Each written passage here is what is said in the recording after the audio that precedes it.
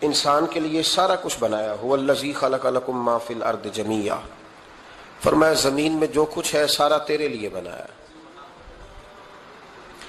کسی کو آپ نوکری پہ رکھتے ہیں، اس کے ساتھ معاہدہ یہ ہوتا ہے کہ یہ تجھے رہنے کے لیے مکان دیا جائے گا، 3 وقت کا کھانا دیا جائے گا، 2-3 دفعہ پینے کو چائے ملے گی، اور اتنی تنخواہ ہم ہر مہینے تمہیں ادا کریں گے. اور پھر ڈیوٹی یہ ہے کہ یہ مشین ہے، اس پر تم نے صبح 8 بجے سے 4 بجے تک کام کرنا ہے. اب وہ شخص کیا کرتا ہے؟ وہ تنخواہ بھی وصول کرتا ہے، مکان پہ بھی قبضہ کر لیتا ہے، اور وہ 3 وقت کھانا بھی کھا لیتا ہے، چائے بھی پی لیتا ہے، اور مہینے کے بعد تنخواہ بھی وصول کر لیتا ہے، پر مشین پہ کھڑا نہیں ہوتا. تو اس کا مالک اسے رکھے گا؟ بولتے نہیں آپ حضرات. رکھے گا اسے، چھٹی کرا دے گا. وہ کہے گا تو کتنا عجیب آدمی ہے کہ اب جو مطالبات تیرے تھے وہ سارے پورے ہو گئے، اور جو میرا مطالبہ ہے تو نے پورا ہی نہیں کیا. اختلاف ہو جائے گا، جھگڑا ہو جائے گا، مالک ناراض ہو جائے گا. سمجھانے کے لیے مثال دے رہا ہوں کہ ہم نے کیا کیا ہے. ہم نے اللہ کی دی ہوئی زمین پر گزارا بھی کیا، اس کا دیا ہوا رزق بھی کھایا. اللہ نے اولاد دی ہمیں، اللہ نے صحت دی، سارا کچھ دیا. تو جو مطالبے ہمارے تھے وہ تو سارے پورے ہو گئے، اور جو رب کا مطالبہ تھا کہ میرے قرب کے رستے کا سفر کرو، تلاش کرو، وجاہدوا فی سبیل اللہ، میرے رستے میں مجاہدہ کرو، جد و جہد کرو، آگے بڑھو. وہ ہم نے کب کرنا ہے؟ وہ اس کی منصوبہ بندی کب ہوگی؟ اللہ کے قرب کا رستہ طے کرنا. ہمارے صوفیانہ روز دیکھا کرتے تھے کہ آج ہمارے دل میں ہمارے رب کی کتنی محبت ہے، آج کتنا میرا دل چاہ رہا ہے کہ میں اپنے اللہ کی طرف بڑھوں. روز ذائقہ محسوس کرتے تھے، طلب پیدا کرتے تھے. ہمارے مزاجوں کے اندر ہر چیز کی طلب پیدا ہو گئی ہے، لیکن وہ جو ایک خاص ذوق تھا نا اللہ کے قرب کا، اس کی چاہت، اس کی طلب، اس کی طرف بڑھنا، محسوس کرنا کہ میرا رب ہے، محسوس کرنا کہ میں کسی کا بندہ ہوں، مجھے کوئی رزق دیتا ہے. ہمارے صوفیاء، اولیاء، صحابہ، اہل بیت، انبیاء یہ ہر وقت محسوس کرتے تھے کہ میں کوئی شترے بے مہار نہیں، کوئی میرا ہے جو مجھے بنانے والا ہے، جو مجھے نوازنے والا ہے، جو مجھے عطا کرنے والا ہے. وہ اپنے رب کی چاہت کرتے، اپنے رب سے محبت کرتے، اپنے رب کی طلب پیدا کرتے، شوق بڑھاتے روز عبادت کا. ان کے اندر ایک جذبہ تھا جو روز پروان چڑھتا تھا. 5 نمازیں پڑھنے کے باوجود وہ اشراق پڑھتے، چاش پڑھتے، تہجد پڑھتے، صلاۃ اللیل پڑھتے، وہ قرآن پاک کی تلاوت کرتے. پھر بھی کبھی ان کا ذوق آتا تو وہ دنیا سے کٹ کے مصلے پہ ہی آ کے بیٹھ جاتے. لیکن وہ درد، وہ ذائقہ، وہ کیفیت، وہ چیزیں مان پڑتی جا رہی ہیں. قوم اگر کبھی کو مسئلہ پوچھتی ہے تو بڑا عارضی سا، رب دا طالب کوئی نہ ملیا، جو ملیا طالب زردہ ہو. حضرت سلطان باؤ فرماتے ہیں کہ مطلب کدھر گئے لوگ جو رب کو طلب کرتے تھے، جن کی خواہش تھی کہ ہمیں اللہ کا قرب نصیب ہو، پیارے رسول صلی اللہ علیہ وسلم کی معرفت کا ذوق ہمیں نصیب ہو. وہ کہاں گئے؟ ہمارا ایک مقصد تھا. دیکھیں نا بڑا پیار آتا ہے اللہ کو اس بندے پہ. حضرت علامہ اسماعیل حقی رحمۃ اللہ علیہ فرماتے ہیں کہ اللہ نے فرشتوں سے کہا کہ میں نے انی جاعل فی الارض خلیفہ، زمین پہ نائب بناؤں گا. قالوا تجعل فیہا من یفسد فیہا ویسفک الدماء ونحن نسبح بحمدک ونقدس لک قال انی اعلم ما لا تعلمون. فرمایا میں زمین پہ نائب بنانے والا ہوں. تو کہنے لگے یا اللہ وہ تو فساد پھیلائے گا، خون ریزی کرے گا. تو اللہ نے فرمایا جو تم جانتے ہو وہ میں، جو میں جانتا ہوں وہ تم، جو میں جانتا ہوں وہ تم نہیں جانتے، تمہیں نہیں پتا. تو علامہ اسماعیل حقی فرماتے ہیں وہ کیا تھا جس کو فرشتوں کو نہیں پتا تھا؟ فرماتے ہیں یہ وہی انسان کے اندر جو اللہ کے قرب کے متلاشی ہونے کا جذبہ تھا. فرشتے اسے جانتے. لوہے محفوظ پہ یہ تو پڑھ دیا تھا کہ یہ فساد کرے گا، یہ تو پڑھا تھا کہ ابو جال فساد کرے گا. یہ نہیں پڑھ سکے تھے کہ ابو بکر رویا بھی کرے گا. یہ تو پڑھ لیا تھا انہوں نے، یہ تو پڑھ لیا تھا کہ اخنس بن شریک تلواریں نکال کے لوگوں کو قتل کرے گا. یہ نہیں پڑھا تھا کہ مولا علی شیر خدا مزدوری کریں گے اور جو مزدوری ملے گی وہ اللہ کے بندوں میں تقسیم کر دیا کریں گے. یہ تو انہوں نے پڑھ لیا تھا کہ ابو البختری، ابو لہب یہ لوگوں کے گلے کاٹیں گے. پر یہ نہیں پڑھا تھا کہ عثمان غنی رضی اللہ تعالیٰ عنہ قحط کے زمانے میں بھی کروڑوں کا مال اللہ کے راستے میں خرچ کر دیا کرے.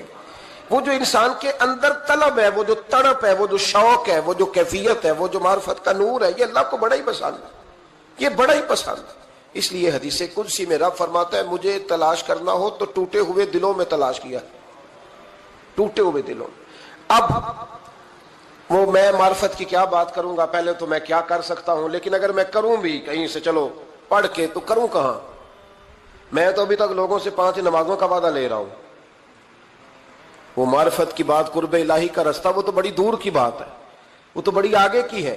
ابھی تک تو ہم یہ وعدہ لے رہے ہیں کہ داڑھی رکھ لو گے، سچ بولو گے، حلال کھاؤ گے. مطلب وہ جو ہمارے بزرگوں نے لکھا، وہ جو جذب ہے، وہ جو کیفیت ہے، وہ جو عبادت ہے، وہ جو تڑپ ہے، اور وہ پھر جو ایک مقام ہے کہ انسان اپنے رب کی اس طرح عبادت کرے کہ وہ اپنے رب کو دیکھ رہا ہے، وہ جو ایک مقام ہے. اور کم از کم یہ نہ ہو تو حضور فرمانے لگے اتنا تو ہو کہ رب تجھے دیکھ رہا ہے. لیکن وہ تو درجہ ہے نا بڑا آگے، ہم اسے بڑا آگے کی بات تصور کرتے ہیں، لیکن حضور نے اپنی امت کے لیے اسے ضروری قرار دیا. بھائیو تھوڑا سا نا آگے اٹھ کے، مطلب بڑے بڑے آدمی بن گئے ہم لوگ. بڑے بڑے آدمی کیسے بن گئے کہ جس کے پاس پھوٹی کوڑی نہیں ہوتی تھی اس کے اکاؤنٹ میں کروڑوں آ گیا تو وہ کہتا میں بڑا آدمی بن گیا. جس کے پاس سائیکل نہیں تھی تو اب وہ 1.25 کروڑ کی کار پہ بازاروں پہ بیٹھتا ہے تو کہتا ہے میں بڑا آدمی. تو اس طرح تو انسان بڑا نہیں بنتا. بڑا تو تب بنے گا جب تیرے دل میں رب کی معرفت بڑی ہوگی، جب اللہ کا قرب بڑا ہوگا، جب تم متلاشی ہوگا اس کے راستے کا. بہت سارے راستے ہیں اللہ کی طرف جانے کے، لیکن 3 باتیں قرب الہی کے لیے ہمارے بزرگوں نے بڑی زبردست لکھی ہیں. سب سے پہلی بات یہ ہے، صوفیاء فرماتے ہیں کہ اگر رب کا قرب چاہتے ہو تو ہر وقت اپنے رب کی رحمت کی امید رکھا کرو. خوش نہیں ہوئے آپ اس بات سے؟ ہر وقت اللہ کی رحمت کی، اور فرماتے ہیں دل سے امید رکھا کرو اور زبان سے اپنے رب کی رحمت کا ذکر کیا کرو. ہر وقت کہا کرو کہ میرا اللہ بڑا ہی مہربان، میرا اللہ بڑا ہی کریم. ہمارا پتہ کیا حال ہے؟ شکر بھی شکوے کے انداز میں. کیا حال ہے؟ کہتے بس جی بس شکر ہے الحمدللہ. تو یہ کون سا شکر ہے جی؟ یہ تو آپ نے کہا ہے کہ بڑا تنگ ہوں میں اپنی زندگی، یہ شکر ہے؟ ہر وقت یہ کہے کہ میرا اللہ بڑا ہی قریب ہے. لیکن نا بسم اللہ شریف ہر کام سے پہلے معنی کیا ہے؟ بسم اللہ الرحمن الرحیم، یعنی تو کہہ اس رب کے نام سے جو بڑا ہی مہربان ہے، جو نہایت ہی رحم کرنے والا ہے. ہر وقت کہہ کہ میرا اللہ بڑا مہربان ہے، میرا اللہ بڑا رحم. ہر وقت وہ خاص ذوق، وہ درد، وہ شوق، بس تو کہے کہ یار جو اللہ نے مجھے دیا ہے وہ شاید اللہ نے کسی اور کو دیا ہی نہیں. تیرا یہ ذوق بنے، تیرے اندر اللہ کی رحمت کے ساتھ خاص تعلق پیدا ہو. میرے رسول کریم علیہ السلام ہر مقام پہ اپنے رب کی رحمت کا ذکر فرماتے. بات کسی کی ہو رہی ہوتی حضور چھیڑ اللہ کی رحمت کا ذکر دیتے. ایک صحابی چڑیا کے بچے اٹھا کے لے آئے. وہ چڑیا شکایت لے کے آئی اور حضور کے کندھے پہ بیٹھ کر شکایت کرنے لگی کہ حضور آپ کے صحابی نے میرے بچے اٹھا لیے. بات تو چڑیا کے بچوں کی ہو رہی تھی نا. رسول کریم فرمانے لگے اس کے بچے چھوڑ دو. اور پھر حضور فرمانے لگے دیکھو یہ چڑیا اپنے بچوں سے کتنا پیار کرتی ہے. جب چڑیا اتنا پیار کرتی ہے تو رب اپنے بندوں سے کتنا پیار کرتا ہو، اللہ کتنی رحمت والا ہوگا. یعنی ہر بات میں رسول کریم نا، ہر بات میں اللہ کی رحمت کا ذکر. ایک جنگ کا موقع ہے تو صحابہ کرام علیہم رضوان فرماتے ہیں کہ دوران جنگ ایک عورت کا بچہ کھو گیا اور بچہ بھی دودھ پیتا تھا. دودھ پیتا بچہ کچھ دیر ملے نا تو ماں کی چھاتیوں میں دودھ جوش مارتا ہے. دودھ پیتا بچہ کھو گیا تو عورت دیوانوں کی طرح، مجذوبوں کی طرح بچہ تلاش کرتی. میرا بچہ، کبھی ادھر جاتی ہے کبھی ادھر جاتی ہے، ڈھونڈتی ہے، تلاش کرتی ہے، پریشان ہوتی. میرے رسول کریم کی نظر پڑ گئی، حضور کی نظر رحمت ہو گئی. تو محبوب فرمانے لگے صحابہ بتاؤ اس کا بچہ ڈھونڈو. ایک صحابی کہنے لگے حضور مجھے پتا ہے کہاں ہے، ابھی ملوا دیتا ہوں. تو حضور نے فرمایا یہ اپنے بچے سے کتنا پیار کرتی. عرض کی حضور نہ کوئی ماپ سکتا ہے، نہ کوئی تول سکتا ہے، نہ کوئی اندازہ کر سکتا ہے. حضور کی آنکھوں میں آنسو آ گئے. فرمایا ذرا ایک بات تو بتاؤ یا رسول اللہ پوچھئے. فرمایا اگر اس کا بچہ اسے مل جائے تو یہ اسے آگ میں ڈالے گی؟ تو صحابہ عرض کرنے لگے حضور ہو ہی نہیں سکتا، یہ تو گرم ہوا نہیں لگنے دے گی. تو حضور فرمانے لگے میرا رب اس سے بہت بڑھ کر اپنے بندوں سے محبت کرنے والا اور اس سے بہت بڑھ کر اپنے بندوں پہ رحم کرنے والا ہے. وہ بھی چاہتا نہیں کہ اس کے بندے جہنم میں جائیں، وہ بھی چاہتا हुजूर हर लम्हा अल्लाह की रहमत का जिक्र करते हैं, सुबह से शाम तक ना। आज आपने जुमे से लेकर तरावी तक, इशा तक, वो जो घुटना दर्द करता है ना, उसको मेहरबानी करके छोड़ दें, और जो बच्चा नाफरमान है उसको भूल जाएं। आज सारा दिन ना अल्लाह की रहमत का जिक्र करें कि अल्लाह बड़ा ही करीम है, उसके फजल का जिक्र करें। एक कारोबार ही नहीं ना चलता, पैर तो चलते हैं ना अल्लाह के फजल से, जुबान तो चलती है ना, हाथ आंखें ये सारा कुछ चल रहा है ना। जो शय नहीं ना चल रही उसको आज छोड़ दे, मेहरबानी करें। जो सारी चल रही है उस पर तो अल्लाह की रहमत का इजहार करें, उस पर तो गौर फरमाएं। इमाम गजाली ने बड़ी खूबसूरत रवायत लिखी, हजरत अबू हुरैरा रदी अल्लाह ताला अन्हु फरमाते हैं कि हम लोग बैठे थे तो यकायक एक देहाती आराबी आया, यकायक अंदर दाखिल हुआ, अस्सलाम वालेकुम कहा। बंदा बड़ा सादा था, ये भी नहीं पूछा कि बातें क्या हो रही थी, कोई सवाल जवाब नहीं। सलाम लेने के फौरन बाद अर्ज करता, यार रसूलल्लाह एक मसला पूछना था। कहते हम हैरान हो गए कि यार पहले पूछ तो ले, पहले क्या बात हो रही, आते ही अपनी छेड़ दी है। एक मसला पूछना तो हुजूर ने फरमाया पूछो। अर्ज करने लगा, हुजूर ये बताया कयामत वाले दिन हिसाब किसने लेना है? तो महबूब मुस्कुराए, फरमाया बोले आदमी सादी सी बात है, हिसाब अल्लाह ने लेना है। कहते वो बात सुन के ना तो चल पड़ा, जवाब सुन के तो चल पड़ा, रुका ही नहीं। तो हुजूर ने फरमाया ठहर तो जा, पहले तो तू आया है, सलाम ली है, बात भी कोई नहीं करने दी, धड़ाम से अंदर दाखिल हुआ है और सवाल का जवाब लिया और फिर तूने तबसरा ही नहीं किया तो निकल गया है। या रसूलल्लाह हुक्म करे। फरमाया क्या पूछ रहा था? हुजूर पूछा है कि हिसाब कौन लेगा? तो हुजूर फरमाने लगे मैंने बताया अल्लाह लेगा। तो बोला क्यों नहीं? कहने लगा या रसूलल्लाह बस इतना ही पता करना था, अगर अल्लाह ने हिसाब लेना तो फिर हमने बाची जाना है इंशाअल्लाह, तो फिर बाची जाना है।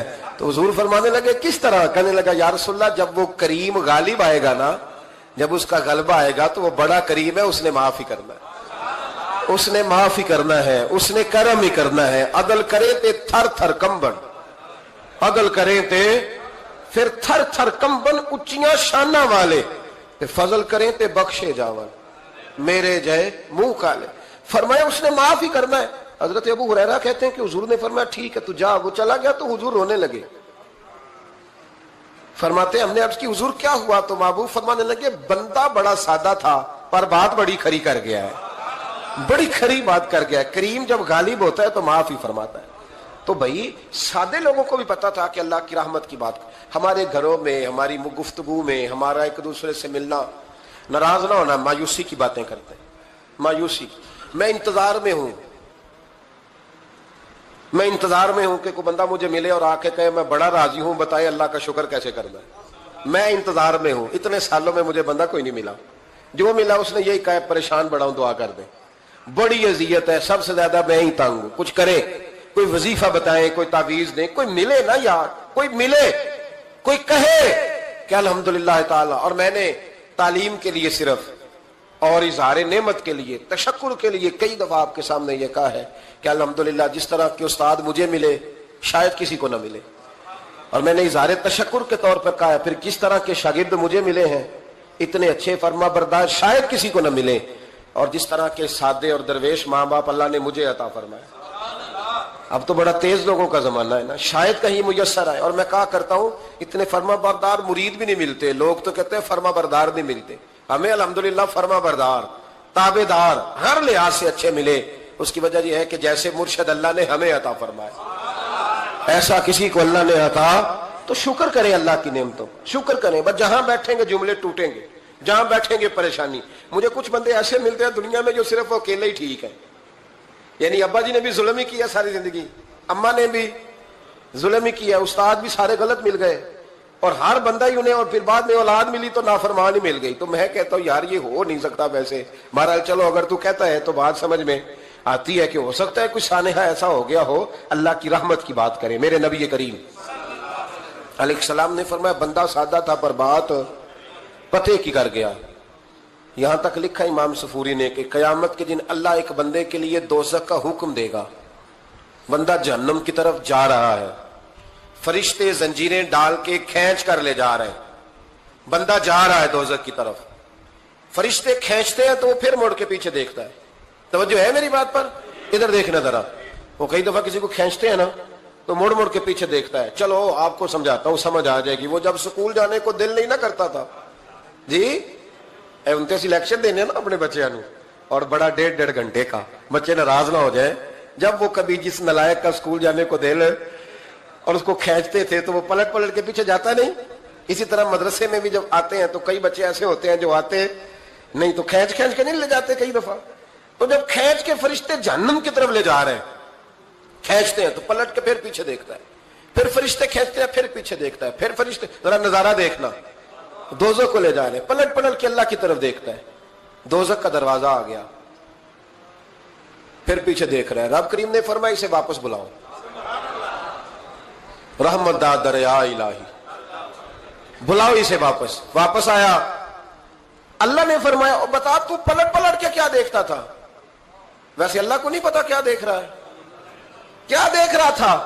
تو رو پڑا, عرض کرنے لگا مالک میرا یقین تھا کہ تو بڑا ہی کریم ہے, اللہ میرا ایمان تھا تو بڑا رحیم ہے, اللہ میرا ذہن تھا تو معاف کرنے والا ہے.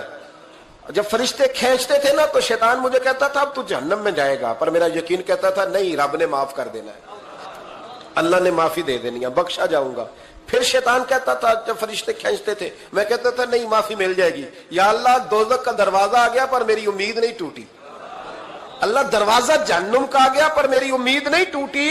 اور جب میں نے آخری دفعہ پلٹ کے دیکھا تیری آواز آئی کہ واپس لاؤ, تو میرے اندر سے آواز آئی کہ لے بھئی تیرا یقین جیت گیا ہے, تیرا ایمان جیت گیا ہے, تیرے اندر کی روحانیت کامیاب ہو گئی. بندے اور رب کی باتیں ہو رہی ہیں تو فرشتے چپ کر کے کھڑے ہیں. تو رب نے فرمایا تم خاموش کھڑے ہو. عرض کی یا اللہ اس کا کرنا کیا ہے؟ فرمایا کرنا کیا ہے؟ جو میری رحمت کی اتنی زیادہ امید رکھے اسے جہنم میں ڈال دو, یہ کیسے ہو سکتا ہے؟ اس کو پکڑو اور میرے فضل کے ساتھ اسے جنت عطا کر دو. تو پہلی بات یہ کہ اللہ کی رحمت کی امید رکھیں, صبح سے شام تک کہیں الحمدللہ. کیا کہیں؟ ایک ہوتا ہے تکبر کے طور پر بڑھ کے مارنے کے لیے ذکر کرنا, وہ منع ہے, ڈینگے نہیں مارنی, بلکہ اللہ کی رحمت کا ذکر کریں تشکر کے لب و لہجے, تشکر کے لب و لہجے. ہمارے نا لفظوں سے شکوے چھلکتے ہیں, ہمارے جملوں سے چھلکتا ہے کہ ہم پریشان ہیں, ہماری باتوں سے محسوس ہوتا ہے کہ ہم کسی وجہ سے بڑی تکلیف میں ہیں, اس کو نکال دیں. جب بندہ اللہ کی رحمت کی امید کرے گا تو اللہ بھی پھر رحمت, فضل اور کرم کے بادل ہی برسائے گا. دوسری بات ہمارے بزرگوں نے لکھی ہے, اگر اللہ کے قرب کا رستہ طے کرنا ہے تو وہ اس طرح ملے گا کہ اللہ کے ہر فیصلے پہ راضی ہو جاؤ.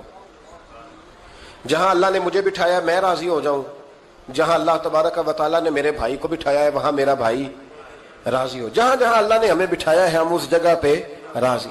معاملہ پتہ کیا ہے, ہم اپنی مرضی کا فیصلہ چاہتے ہیں اور مرضی تو اللہ کی چلے گی, مرضی اللہ کی چلے گی. میرے رسول کریم علیہ السلام نے صحابہ سے پوچھا تم کون ہو؟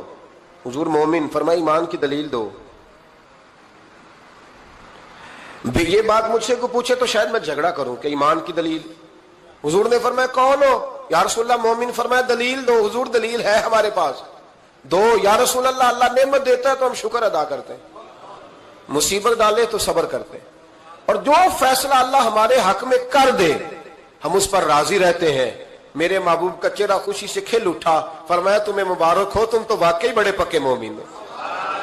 تم مومن ہو, اگر اللہ کے فیصلوں پہ راضی رہتے ہو تو پھر تم. حضور فرماتے ہیں کچھ لوگوں کو اللہ قیامت میں بغیر حساب کتاب جنت میں داخل کرے گا. فرشتے پوچھیں گے پل صراط سے ہوا ہے؟ وہ کہیں گے دیکھی نہیں. میزان عمل الوائے؟ وہ کہیں گے دیکھا ہی نہیں. کیسے آ گئے؟ تو کہیں گے خدا کے فضل سے آ گئے. فرشتے پوچھیں گے تمہارا عمل کیا تھا؟ وہ کہیں گے کچھ بھی نہیں. عام لوگوں کی طرح نماز پڑھتے تھے, روزہ رکھتے تھے, حج فرض ہوا تو کیا, زکوٰۃ اگر ہمارے اوپر لاگو ہوئی تو دی, عام روٹین کے معاملات. تو فرمایا اتنی بڑی فضیلت کے بغیر حساب کتاب جنت, کوئی تو وجہ ہوگی. تو بندے عرض کریں گے وجہ ایک ہی تھی کہ رب جو ہمارے حق میں فیصلہ کرتا تھا ہم اس پر راضی ہو جایا کرتے, ہمیں کوئی شکوہ اس پر رہتا.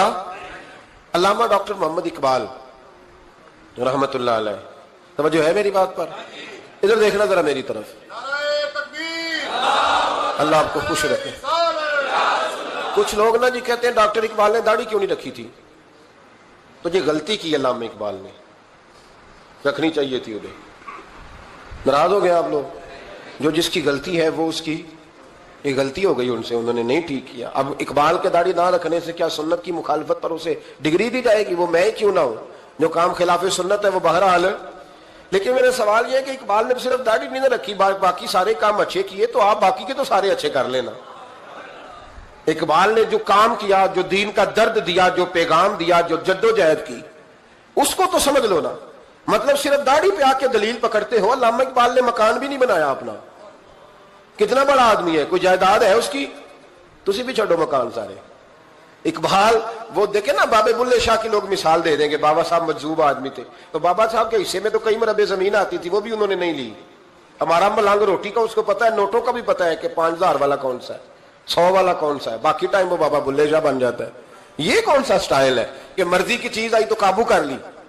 تو ڈاکٹر اقبال نے یہ درست کیا، لیکن اس کے باوجود ہمارا نظریہ ہے کہ اللہ اس کی یہ خطا معاف کرائے گا، پر بندہ بڑا باکمال تھا، یہ بڑی خوبی تھی، اور اس میں بھی کچھ حکمت ہوگی، کچھ باتیں ایسی انہوں نے لکھی ہیں بعض جگہوں پہ، لیکن اقبال کی جو معرفت ہے، جو حسن ہے، جو وقار ہے ان کے لب و لہجے میں، اس کا انکار کیا جا سکتا نہیں۔ لیکن اس کو ہم ڈیفینڈ بھی نہیں کرتے، جو کسی میں کوئی کمزوری ہے وہ بہرحال اس کی ہو۔ ایک سوال بڑا اٹھتا تھا، لوگ کہتے تھے کہ آپ روز داڑھی کی بات بھی کرتے ہیں اور علامہ اقبال کی بات بھی کرتے ہیں، تو میں نے آج اس کی وضاحت کر دی۔ بات کی سمجھ آ گئی آپ حضرات؟ علامہ اقبال نے ایک بات لکھی ہے، اقبال کہتے ہیں جب میں لندن میں وکالت کرتا تھا تو ایک خاتون تھی، لیڈی بارنس اس کا نام تھا، چھوٹے موٹے مقدمات لے کے وہ میرے پاس آتی تھی۔ بی بی ایک ہوٹل چلایا کرتی تھی، اس کا خاوند جو تھا وہ فوج میں ملازم تھا۔ اقبال نے خود لکھا ہے، اقبال فرماتے ہیں کہ ایک دن وہ خاتون پھر کسی کیس کے سلسلے میں میرے پاس آئی، تو جب وہ آئی تو اس نے نقاب اوڑھا ہوا تھا، برقع کیا ہوا تھا، تو چونکہ اس نے نقاب اوڑھا تھا مسلمانوں کی نشانی تھی۔ نقاب اوڑھنا کن کی نشانی ہے؟ اللہ آپ کو خوش رکھے۔ تو کہتے ہیں وہ نشانی چونکہ اہل اسلام کی تھی تو مجھے تجسس ہوا۔ میں نے کہا لیڈی خیریت ہے؟ میم صاحبہ یہ برقع پہنا ہوا ہے؟ تو کہنے لگی ہنس کے، اقبال مجھے پکا یقین تھا کہ آپ ضرور پوچھیں گے۔ تو میں نے کہا اچھا تو یہ برقع؟ تو کہنے لگی الحمدللہ میں مسلمان ہو گئی۔ تو میں نے فوراً کہا کہ آپ کا شوہر تو فوج میں ملازم ہے، فوجی کے لیے بدلنا اور پھر ملکی قانون اور یہ چیزیں۔ تو کہنے لگی اس نے مجھے کیا کہنا تھا، وہ خود کلمہ پڑھ گیا۔ تو کہتی ہیں میں اور متجسس ہوا، وہ کیس کی بات کرتی تو میرا تجسس بڑھ گیا۔ میں نے کہا تو کیس چھوڑیے، بتا کلمہ کیسے پڑھا؟ تو کہنے لگی اقبال اصل بات یہ ہے کہ میں نا بے اولاد تھی، خاوند بھی بڑے اچھے پیسے کماتا، میں خود بھی ہوٹل چلاتی، پر ڈپریشن اور ٹینشن اور بلا وجہ کی پریشانیاں جان نہیں چھوڑ۔ یہ ٹینشن اور ڈپریشن کا نا مجھے عربی ترجمہ کوئی نہیں ملا، یہ ڈپریشن اور ٹینشن کا نا میں نے تلاش کیا ہے، لیکن مجھے عربی لغت کے اندر ان کے معنی، مجھے لگتا ہے کہ اس زمانے میں یہ چیزیں تھی ہی نہیں، ہوتی تو ان کا کوئی نام بھی، یہ آج ہے نا تو اس لیے آج کے زمانے میں ہی نام ہے مفت کا، مفت کی پریشانی۔ تو کہتی ہے مجھے ٹینشن اور ڈپریشن رہتی تھی ہر وقت، بڑی میں پریشان رہتی تھی۔ میرے ساتھ ایک عجیب واقعہ ہوا کہ میرے ہوٹل میں نا ایک بابا جی برتن مانجتے تھے، بوڑھے آدمی تھے، 70 سال کے قریب عمر تھی۔ ان کا ایک بیٹا تھا، ایک بہو تھی، ایک پوتا تھا، لیکن وہ بیچارے بیٹا بیمار رہتا تھا تو لہٰذا وہ خود مزدوری کرتے۔ کہتی ہیں ایک دن وہ بابا جی میرے پاس آئے، کہنے لگے میم صاحبہ 2-4 دن کی چھٹی چاہیے۔ تو میں نے کہا خیریت ہے؟ کہنے لگے میڈم میرا بیٹا فوت ہو گیا۔ بیٹا، آپ کو پتہ ہے باپ کا جنازہ پڑھنا آسان ہے، بیٹے کا جنازہ اٹھانا بڑا مشکل کام۔ کہتی ہے میں کچھ لکھ رہی تھی، میرے ہاتھ سے قلم گر گیا، میں نے خود گاڑی بھیجی، بابا جی گاؤں چلے گئے جہاں وہ رہتے تھے۔ کہتی 2-3 دن کے بعد میں اور میرا شوہر گئے تو رستے میں ہم باتیں کر رہے تھے کہ کیا تعزیت کریں گے، ایک ہی بیٹا تھا، کوئی رشتہ دار بھی نہیں، تو اس کی تو کائنات اجڑ گئی، کن لفظوں سے اسے تعزیت کیا کہیں گے۔ کہتے جب ہم گئے تو وہ ٹوٹی ہوئی چٹائی پہ بیٹھا تھا، کچھ لوگ قریب تھے، ہم نے جا کے کہا بابا آپ مسلمان ہیں، ہم آپ کو کیا نصیحت کریں، ایک ہی بیٹا تھا، کہ کس طرح کر کے ہم آپ کو تسلی دیں۔ تو کہتے اس نے آنکھیں کھولی، بوڑھی آنکھوں میں ایمان کی روشنی، کہنے لگا بی بی کیا تعزیت کی بات کرتی ہو، میں نے کوئی پیسے جمع کرا کے بیٹا لیا تھا، خدا نے فضل سے دیا تھا، عدل سے لے گیا ہے، میں اپنے رب کے فیصلوں میں بڑا راضی ہوں، اللہ بڑا کریم ہے، وہ لے گیا، اس کا مال تھا۔ آپ یقین کریں ہمارے دیہاتی لوگ یہ کہا کرتے تھے، میں نے کانوں سے سنا ہے، ایک بوڑھے آدمی کا ایک دفعہ بیٹا فوت ہو گیا تو کسی نے اس سے کہا بابا چھوٹی عمر میں بچہ چلا گیا، تو مجھے لفظ نہیں بھولتے، کہنے لگے پتر اللہ دی فصل ہے، کچی وڈے تا بھی ہو دیے۔ سنے آپ نے بھی کبھی یہ فکرہ، کچی وڈے تے پکی لے جائے تے تاوی ہے جو ہو دی، تو جب اس کا جی چاہا وہ لے گیا۔ اللہ اکبر۔ وہ خاتون کہتی ہے کہ وہ بابا جی سے میں نے کہا کہ چلو آپ 1 مہینے کی چھٹی کر لے، تو کہنے لگا نہیں میڈم میں مسلمان ہوں، مفت کی روٹی نہیں کھاتا، مزدوری کر کے کھاتا ہوں، میں انشاءاللہ 2-3 دن کے بعد کام پہ آ جاؤں گا۔ کہتے ہیں وہ چند دنوں کے بعد آ گیا، اللہ کی قدرت کے ابھی 2-3 ماہ گزرے تھے پھر آیا، میڈم چھٹی چاہیے کچھ دنوں کی، میں نے کہا خیریت ہے؟ کہنے لگے وہ میری بہو بھی ہارٹ اٹیک سے فوت ہو گئی۔ کہتے اب میں بھی تڑپ گئی اور عیسائی ہو کہ میری آنکھوں میں آنسو آ گئے۔ میں نے کہا گھر کا دروازہ بند ہو گیا، اب یہ بیچارہ کیا کرے گا؟ وہ اپنے شوہر کے غم میں ہارٹ اٹیک سے فوت ہو گئی۔ کہتے ہیں ہم پھر 2-3 دن کے بعد تعزیت کے لیے گئے، پھر ٹوٹی ہوئی چٹائی، بوڑھا نا اپنی انگلیوں سے زمین پر کچھ بنا رہا۔ کہتے قریب گئی اور میں نے جا کے کہا بابا اب تو تسلی آپ نے خود ہی کرنی ہے، جو نظام تھا وہ تو ہو گیا۔ تو کہتے ہیں پھر اس نے آنکھیں کھولی، آسمان کی طرف دیکھا تو کہنے لگا بیٹی کوئی پریشانی نہیں، میرا بیٹا بغیر شادی کے بھی تو فوت ہو ہی سکتا تھا نا، بس میرے مالک نے جب چاہا جیسے چاہ ہوا، میں انشاءاللہ 2-4 دن کے بعد کام پہ آؤں گا، یہ میرا 3-4-5 سال کا پوتا ہے، ابھی اسکول داخل ہوا ہے، میں ساتھ لے آؤں گا، وہاں میرے ساتھ اوپر کوارٹر میں جہاں میں رہتا ہوں یہ بھی رہے گا۔ کہتی ہے میں سختے میں آ گئی اس کی کیفیت دیکھ کے، وہ پوتے کو ساتھ لے آیا۔ کبھی کبھی میں دیکھتی چھت پہ کھڑے ہو کے کہ دادا گھوڑا بنا ہوا ہے اور پوتا سواری کر رہا ہے، وہ سویرے اٹھتا اس کو سکول چھوڑ کے آتا، شام کو لے کے آتا، پیار کرتا، محبت کرتا۔ 3ری منزل پر ہم نے کوارٹر دیا ہوا تھا، وہاں دادا پوتا رہتے۔ اللہ تو بڑا بے نیاز ہے۔ کہتی ہے اقبال ایک دن نا پوتا اوپر والی منزل پہ کھیل رہا تھا، اس کا پیر پھسلا، وہ گردن کے بل زمین پہ گرا، مجھے خبر ہوئی تو میں دوڑی، ایمبولینس منگائی، خون سے لتھڑے ہوئے اس بچے کو دادے نے اپنی گود میں رکھا، اور جب ہم ہسپتال کی طرف گئے تو ہاسپٹل بعد میں آیا، جناب اسرائیل پہلے آ گئے، اور کہتے ہیں وہ گود میں دم توڑ گیا۔ پھر دادے نے اسے اپنے ہاتھوں سے غسل دیا، پھر اس نے اپنے بوڑھے ہاتھوں سے قبر کھودی اور پھر مٹی ڈال کے کہنے لگا انا للہ وَإِنَّا إِلَيْهِ رَاجِعُونَ، جے سونا ہی میرے دکھ وچ راضی، جے سونا ہی میرے دکھ وچ راضی۔ پھر سکھ نو چلے ڈاواں، کہتے ہیں وہ مٹی ڈالی اس نے، اور جب وہ واپس پلٹا تو میں بازو سے تھام کے ہوٹل قریب لائی، اور میں نے اس کے قریب کہا کہ بابا تو ٹوٹ گیا ہے، تو بکھر گیا ہے، مجھے محسوس ہوتا ہے کہ اب نا تیری راتیں اور تیری صبحیں اور تیری شامیں غموں میں گزریں گی۔ تو کہتے ہیں یوں اس نے ہاتھ رکھے اور یوں آنسو چھٹک دیے۔ کہنے لگا میڈم کیوں میرے اندر کوئی عقیدہ نہیں، میں کوئی لوارث ہوں، میرا کوئی رب نہیں، میں کیوں پریشان رہوں گا، میں تو پکا ہوا پھل ہوں، تھوڑے دن گزریں گے قبر میں جاؤں گا، اور جب جنت میں جاؤں گا تو اللہ میری بیٹے سے بھی ملاقات کرائے گا، میرے پوتے سے بھی ملاقات کرائے گا، میرا رب ساری ملاقاتیں کرا دے گا، میں اپنے اللہ کی رضا پہ بڑا راضی ہوں۔ وہ خاتون کہتی ہے میرا اور میرے شوہر کا کلیجہ پھٹنے لگا۔ میں نے کہا بابا یہ جذبہ کہاں سے ملتا ہے، یہ سکون کہاں سے آتا ہے، یہ کیفیت کیسے ملتی ہے؟ مجھے کہنے لگا تو نے لینی ہے؟ میں نے کہا، تو کہنے لگا تو بھی گنبد خضرا والے نبی کا کلمہ پڑھ جا، تو بھی رسول اللہ کا کلمہ پڑھ جا۔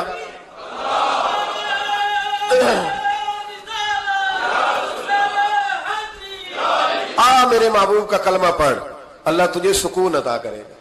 ایک حدیث نہ پڑھ دو مسلم شریف سے، بخاری سے ایک حدیث نہ پڑھ لو تاکہ یہ بات مضبوط ہو جائے۔ حضرت ابو طلحہ رضی اللہ تعالی، بیٹا شدید بیمار ہے، مزدور آدمی تھے، کئی دنوں سے گھر تھے۔ بیوی کہنے لگی اگر آپ گھر میں بیٹھے رہیں گے تو کھائیں گے کہاں سے، جاؤ آپ مزدوری کرو، میں بیٹے کو دیکھتی ہوں۔ ابو طلحہ مزدوری کرنے چلے گئے، شام کو آئے تو بیٹا فوت ہو چکا تھا۔ عورتیں بے حوصلہ ہوتی ہیں نا اکثر، پر بیوی نے سفید کپڑا ڈال کے کمرے میں رکھ دیا۔ بیٹا، ماں اور بیٹا کو ناپ تکتا ہے رشتہ، بیٹے میں سفید چادر ڈال کے کمرے میں رکھ دیا۔ حضرت ابو طلحہ انصاری آئے، بیٹے کا کیا حال ہے؟ کہنے لگی اللہ کی رحمت میں ہے۔ اللہ کی، کیسا جملہ ہے، اللہ کی رحمت میں ہے۔ خامد نے کھانا کھایا، بیوی سے ملنے کو دل کیا تو ملاقات ہوئی، فارغ ہو کے بیٹھے تو خاتون اٹھ کے نا خامد کے قریب گئی، اس کا ہاتھ تھاما، کہنے لگی نبی کریم علیہ السلام کے صحابی ہو، ایک مسئلہ دریافت کرنا تھا، بتاؤ گے؟ کب پوچھو؟ کہنے لگی اگر کوئی آپ کے پاس امانت رکھوائے اور پھر اپنی امانت واپس مانگے تو کیا کرو گے؟ حضرت ابو طلحہ کہنے لگے پوچھنے والی کیا بات ہے، جس کی امانت ہے واپس کر دیں گے۔ اب زوجہ روئی، اب صبر والی بی بی روئی، اب ماں روئی، آنسو ٹپکے، آنچل سے پوچھ کے کہنے لگی ابو طلحہ وہ بیٹا بھی اللہ کی امانت تھا اور رب اپنی امانت لے گیا ہے، اٹھو غسل کفن کا بندوبست کرو۔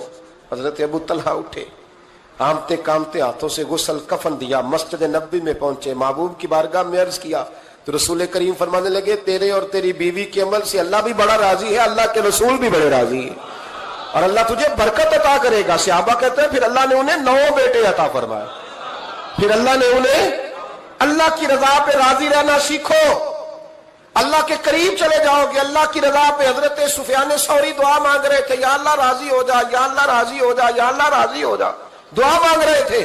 بی بی رابعہ بصری پردے کے پیچھے بیٹھی تھی، جب دعا لمبی ہو گئی تو کہنے لگی سفیان بس کر، کوئی اگلا لفظ بھی بول، بس کر۔ آپ فرمانے لگے تجھے کیا ہوا؟ تو کہنے لگی تو کب سے کہہ رہا یا اللہ راضی ہو جا، یا اللہ راضی ہو جا، پہلے اپنے دل پہ ہاتھ رکھ کے بتا تو اللہ سے راضی ہے؟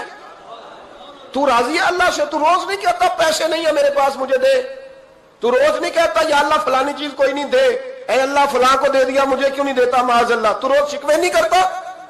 فرمایا پہلے تو راضی ہو جا۔ ترمذی شریف کی حدیث ہے، میرے نبی کریم علیہ السلام نے فرمایا تم اللہ کے دیے ہوئے تھوڑے رزق پہ راضی ہو جاؤ، اللہ تمہاری تھوڑی عبادت سے راضی ہو جائے۔ دیکھیں نا امام حسین کا آخری جملہ کیا ہے میدان کربلا، آخری جملہ کیا ہے؟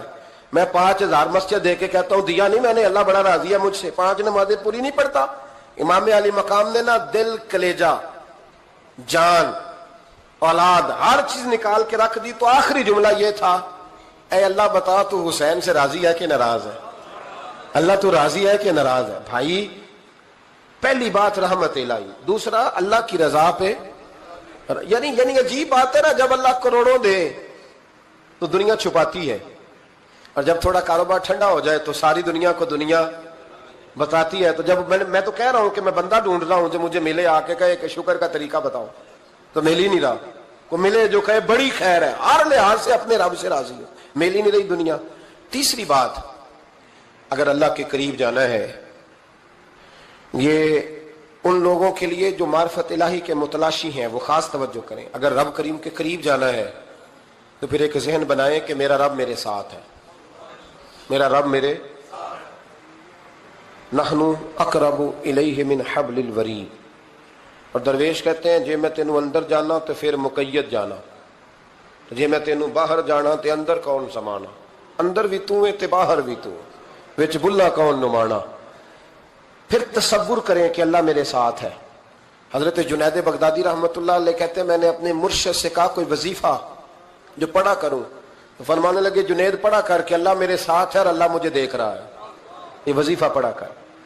کیمرے لگا دیے ہر جگہ ہماری گورنمنٹ نے، کہتے ہیں کیمروں کی مدد سے پکڑا گیا، کیمروں کی مدد سے مسجدوں کے دروازوں پہ کیمرے، ایئرپورٹوں پہ کیمرے، ریلوے اسٹیشن پہ کیمرے، بڑے بڑے جنرل سٹور پہ کیمرے، نیچے لکھا ہے خبردار کیمرے کی آنکھ آپ کو دیکھ رہی ہے۔ کیمرے کی آنکھ دیکھے تو لوگ گناہ نہیں کرتے، تو یہ کیوں نہیں سوچتے کہ رب ہمیں دیکھ رہا ہے؟ یہ تصور کیوں نہیں جمتا کہ رب ہمیں؟ اور اللہ فرماتے ولی من خاف مقام ربہ جنتان، جو اللہ کے سامنے کھڑے ہونے سے ڈر جائے گا نا، اللہ اسے 2 جنتیں عطا فرمائے گا۔ اللہ اسے ایک دفعہ اگر کوئی ڈر گیا اللہ کے سامنے کھڑے ہونے، کتنی دفعہ بولیں تو صحیح؟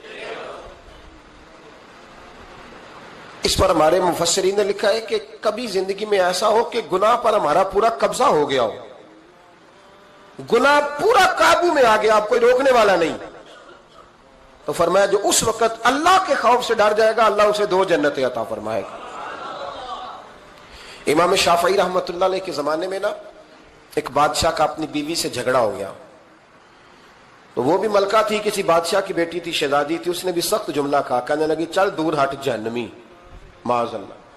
اب اس نے اپنے خامند کو جہنمی کہا تو کہا، وہ کہنے لگا اس کا خامند کہ اچھا تو مجھے جہنمی کہتی ہے، جا پھر اگر میں جنتی نہیں تو تجھے 3 طلاقیں۔ اب کیسے ثابت ہو کہ جنتی ہے کہ جہنمی ہے؟ کیسے پتہ چلے گا؟ علماء سے پوچھا تو وہ کہنے لگے ہم کیسے بتائیں، کون ڈگری دے کہ تو جنتی ہے کہ جہنمی ہے؟ بات دور نکل گئی۔ امام شافعی کے پاس گیا، وہ رسوخ رکھتے ہیں علم فقہ کا، ان کے پاس گیا، جا کے کہنے لگا حضور یہ مسئلہ ہے۔ امام صاحب فرمانے لگے اکیلے میں مجھے ملتے ہو؟ وہ اندر آیا، کچھ دیر گفتگو ہوئی تو امام صاحب فرمانے لگے لو جی یہ بندہ جنتی ہے، اس کی بیوی کو طلاق کوئی نہیں ہوئی، یہ جنتی ہے۔ آپ کو پتہ ہے لوگ فتویٰ جلدی دے دیتے ہیں، کچھ لوگ خلاف تقریریں کرنے لگے کہ بادشاہ تھا تو امام صاحب نے بچا لیا ہے، کیسے آپ نے ڈگری دے دی کہ جنتی ہے جی؟ تو امام صاحب کہنے لگے تم بحث نہ کرتے تو میں بات پردے میں رہنے دیتا ہوں۔ سنو، میں نے بادشاہ کو تنہائی میں بلا کے پوچھا ہے کہ کبھی اللہ سے بھی ڈرے ہو؟ صرف اس لیے کہ اس وقت اللہ دیکھ رہا ہے۔ یہ نیت کبھی بندوں سے ڈر کے تو بندے بڑے گناہ نہیں نہ کرتے، کبھی اللہ سے ڈر کے بھی چھوڑا ہے؟ تو بادشاہ کہنے لگا بالکل چھوڑا ہے۔ میری ایک کنیز تھی بڑی خوبصورت، غریب گھر کی ملازمہ، غریب گھرانے کی تھی۔ ایک دن میں آیا تو میرے کمرے میں صفائی کر رہی تھی، معاذ اللہ میرا اس پہ دل آ گیا، میں نے دروازہ بند کر لیا۔ دنیا کی کوئی طاقت نہیں تھی، میرا اپنا محل تھا، مجھے کچھ دیکھ بھی لیتا تو کسی میں جرت نہیں تھی مجھے منع کرنے، اور میں چونکہ حکمران تھا، مطلق العنان تھا، کوئی شکایت بھی نہ کرتا۔ لیکن جب میں نے اس کی طرف ہاتھ بڑھایا تو اس نے ایک ہی لفظ کہا، کہنے لگی تو اللہ سے نہیں ڈرتا؟ تو اللہ سے نہیں ڈرتا؟ کہنے لگا کوئی نہیں تھا امام صاحب مجھے منع کرنے والا، کوئی نہیں تھا۔ لیکن جب اس نے کہا تو اللہ سے نہیں ڈرتا تو میں کانپنے لگا۔ میں نے اس سے معافی مانگی، غریب ملازمہ سے میں نے بادشاہ ہو کے معافی مانگی، میں نے معافی مانگی، پھر میں نے دروازہ کھولا، کہتے وہ چلی گئی۔ امام صاحب کہنے لگے اٹھ میرے سینے سے لگ۔ کہا حضور کیا ہوا؟ فرمایا جو تنہائی میں اکیلے میں ایک دفعہ بھی رب سے ڈر جائے اللہ اسے 2 جنتیں عطا فرمائے گا۔ تو جنتی ہے اس لیے کہ تو یار کبھی تو ایسا ہو، کبھی تو ایسا ہو بھولا گاہک ہمارے قبضے میں آ گیا ہو، ہم اپنا پورا اس پر تسلط رکھتے ہو پر ہم اللہ سے ڈر جائیں۔ کبھی ایسا ہو کہ کروڑوں روپیہ ہمارے تسلط میں ہو، ہم چاہیں تو جتنا مرضی استعمال کریں لیکن ہم اللہ سے ڈر جائیں۔ حضرت عمر کا زمانہ تھا، ایک نوجوان صحابی کا بیٹا مسجد جایا کرتا تھا، بڑا نیک تھا۔ ایک عورت اس کو اپنی طرف بلانے لگی، لبھانے لگی، نوجوان تھا۔ ایک دن دل آ ہی گیا بی بی پہ، عشاء کی نماز پڑھ کے اس کے گھر کی طرف جا رہا تھا کہ کسی قاری صاحب نے آیت پڑھ دی، ولی من خاف مقام ربہ جنتان، جو اللہ کے سامنے کھڑے ہونے سے ڈرے گا رب 2 جنتیں عطا کرے۔ یہ آیت کیا سنی کہ نوجوان بے ہوش ہو کے گرا۔ کسی نے باپ کو خبر دی کہ تیرا بیٹا بے ہوش ہے، باپ گھر لائے، بالوں میں ہاتھ پھیرا، بیٹے کیا ہوا؟ اس نے آنکھیں کھول کے کہا ابا جی میں نے گناہ کیا نہیں، لیکن میرا قبضہ پورا ہو گیا تھا گناہ پہ، وہ بالکل راضی تھی، میں چاہتا تو میں گناہ کر لیتا لیکن میں اللہ سے ڈر گیا، کیا واقعی رب مجھے 2 جنتیں دے گا؟ تو باپ نے ماتھا چوما، کا بیٹا اللہ کے وعدے بڑے ہی سچے ہیں، بڑے سچے ہیں، تو یہ تصور کر کے اللہ مجھے دیکھ رہا ہے، پھر ڈر جا، واقعی 2 جنتیں دے گا۔ اس نوجوان نے چیخ ماری اور روح ہی پرواز کر دی۔ رات کو جنازہ پڑا، دفن کر دیا، صبح حضرت عمر آئے، پر میں اتنا نیک نوجوان تھا تو مجھے کیوں نہیں بتایا؟ میں اس کے غسل میں شریک ہوتا، کفن میں شریک ہوتا، میں جنازہ پڑھاتا۔ حضور بس رات دیر ہو گئی، دفن کر دیا۔ امام سیوطی نے لکھا، ابن کثیر نے لکھا، ابن عساکر نے لکھا، حضرت جناب عمر فاروق فرمانے لگے مجھے بتاؤ تو صحیح اس کی قبر کہاں ہے؟ نیک ہو کوئی بندہ تو قبر پہ جانا چاہیے۔ فرمایا بتاؤ قبر کہاں ہے؟ حضرت عمر کو قبر پہ لے گئے تو سیدنا فاروق اعظم قبر پر کھڑے ہو کے فرمانے لگے نوجوان مجھے امید ہے اللہ نے تجھے 2 جنتیں دی ہوں گی۔ حضرت عمر کہتے ہیں مجھے اللہ کی قسم قبر کے اندر سے بول پڑا، کامل پیرونا دے باہو قبر جنا دی جیوے، قبر کے اندر سے بول پڑا، کہنے لگا عمر امید والی بات نہیں، میرے رب کے وعدے بڑے سچے ہیں، اس نے واقعی مجھے 2 جنتیں عطا فرمائی، اس نے واقعی 2 جنتیں دی ہیں۔ کبھی کوئی کام تو ایسا ہو جو صرف اللہ سے ڈر کے چھوڑا جائے، ہونا چاہیے کہ نہیں ہونا چاہیے؟ آپ یقین کریں بچوں سے ڈر کے ہم نے بڑے کام چھوڑ دیے، بھائیوں سے ڈر کے چھوڑ دیے، دنیا داروں سے ڈر کے چھوڑ دی، اور کبھی کبھی میں کہہ دیتا ہوں کہ بہت سارے ماں باپ نے اولاد سے ڈر کے چھوڑا، بہت سارے استاد شاگردوں سے ڈرتے ہیں، الا ماشاءاللہ کچھ پیر مریدوں سے ڈرتے ہیں۔ کاش ہم اللہ سے ڈرنا شروع کریں۔ جب رب سے ڈرو گے پھر کسی اور سے نہیں ڈرو گے۔ اللہ کا خوف سنوارتا ہے، سجاتا ہے، یہ ذہن بنائیں۔ حضرت سیدنا عبداللہ ابن عمر رضی اللہ تعالیٰ عنہ کر رہا تھا تو صحرا میں میں کھانا کھانے کے لیے بیٹھا، ایک چرواہا بکریاں چرا رہا تھا، میں نے دعوت دی روٹی کھا لو، کہنے لگا میں نے روزہ رکھا ہے۔ آپ فرماتے ہیں غریب آدمی تھا، نفلی روزہ، میں اٹھ کے قریب گیا، میں نے کہا پتہ تو کروں صرف روزے دار ہے کہ نیک بھی ہے؟ صرف کچھ روزے دار ہوتے ہیں؟ پر نیک ناراض نہ ہو جائیے گا، حضرت عبداللہ ابن عمر کی بات کر رہا ہوں. کچھ نمازی ہوتے ہیں پر نیک، حاجی ہوتے ہیں پر نیک، وہ تقوی نہیں اختیار کرتے، مقاصد نماز اور مقاصد روزہ نہیں جانتے. کہتے میں قریب گیا تو میں نے جا کے اسے کہا یہ بکری بڑی پیاری ہے، بیچ نہیں دیتا میرے ہاتھ؟ کہنے لگا میری نہیں، میں تو چرواہا ہوں، تنخواہ پہ بکریاں چراتا ہوں، کسی اور کی ہیں، مالک کوئی اور ہے. تو فرماتے ہیں میں نے اسے کہا کہ مالک کو کہہ دینا کہ ایک بکری بھیڑیا لے گیا تھا، یہ 300-400 بکریاں، مالک کو کیا پتہ؟ کہنے ایک بھیڑیا لے گیا ہے. تو کہتے ہیں اس نے داڑھی جھاڑی تو گرد اڑی، غریب آدمی مٹی میں لتڑا ہوا، لیکن اس کی آنکھوں میں اتنی روشنی. کہنے لگا حضور بکریوں کے مالک سے تو کہہ دوں گا بھیڑیا لے گیا ہے، اور جب کائنات کا مالک پوچھے گا، جب عرش کا مالک پوچھے گا تو کیا جواب دوں گا؟ آپ فرماتے ہیں میں واپس آیا، میں نے پتا کیا کس کا غلام ہے، پہلے غلام خریدا، پھر بکریاں خریدی، پھر وہ بکریاں اسے تحفے میں دے دی. کہنے لگا حضور یہ کیا ہے؟ فرمایا تو رب سے ڈرتا تھا نا، تو اللہ نے تجھے انعام عطا فرمایا ہے.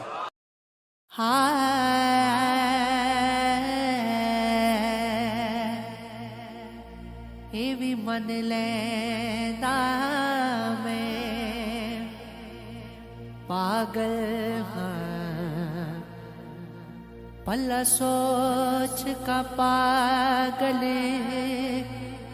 کی کیتا تیرے نادا وظیفہ کردہ